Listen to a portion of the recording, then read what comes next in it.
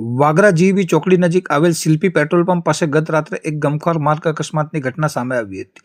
મગનો પાલો ભરીને જઈ રહેલ એક આઈસર ગાડી અચાનક પલટી ખાઈ જતા અફરાતફરીનો માહોલ સર્જાયો હતો. આ દુર્ઘટનામાં ગાડી સવાર એક માસૂમ બાળક અને 2 શ્રમિકોને ગંભીર ઇજાઓ પહોંચી હોવાના અહેવાલ પ્રાપ્ત થયા છે. મળતી માહિતી મુજબ GJ16Z5254 નંબરની આઈસર ગાડી મગનો પાલો ભરીને પસાર થઈ રહી હતી. ચાલકે વાગરા સ્થિત શિલ્પી પેટ્રોલ પંપ પર ડીઝલ ભરાવ્યા બાદ જેવી ગાડી મુખ્ય માર્ગ પર લાવવાનો પ્રયાસ કર્યો કે તુરત જ ચાલકે સ્ટીયરિંગ ઉપરનો કાબુ ગુમાવી દીધો હતો. સંતુલન બગડતા જ ભરેલી આઈસર રસ્તા પર જ ધડાકાભેર પલટી ખાઈ ગઈ હતી. અકસ્માત થતાં જ આસપાસના સ્થાનિકો અને રાહદારીઓ તુરંત મદદ માટે દોડી આવ્યા હતા.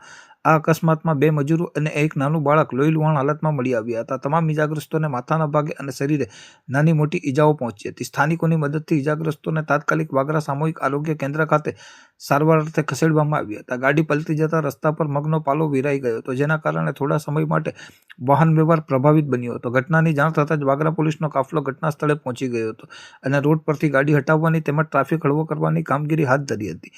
સદનસીબે આ દુર્ઘટનામાં કોઈ જાનહાનિ થઈ નથી. અંતે ઉલ્લેખનીય છે કે અકસ્માત પાછળનું મુખ્ય કારણ પેટ્રોલ પંપના પ્રવેશ અને નિકાસ દ્વાર પર આવેલ જોખમી ભૌગોલિક સ્થિતિ હોવાનું મનાઈ રહ્યું છે. મુખ્ય માર્ગ પરથી પેટ્રોલ પંપ તરફ આવવા અને ત્યાંથી બહાર નીકળવા માટે અત્યંત જોખમી ઢલાણ આવેલી છે. સ્થાનિકોના અનુમાન મુજબ ભારે લોડિંગ સાથેની આઈસર ગાડી જ્યારે આ ઢલાણ પરથી પસાર થઈ રહી હતી ત્યારે અચાનક નમી પડી હતી અને સંતુલન ગુમાવવાને કારણે પલટી મારી ગઈ હતી. આ જોખમી ઢલાણ વાહન ચાલકો માટે સતત ભયનો વિષય બની રહી છે.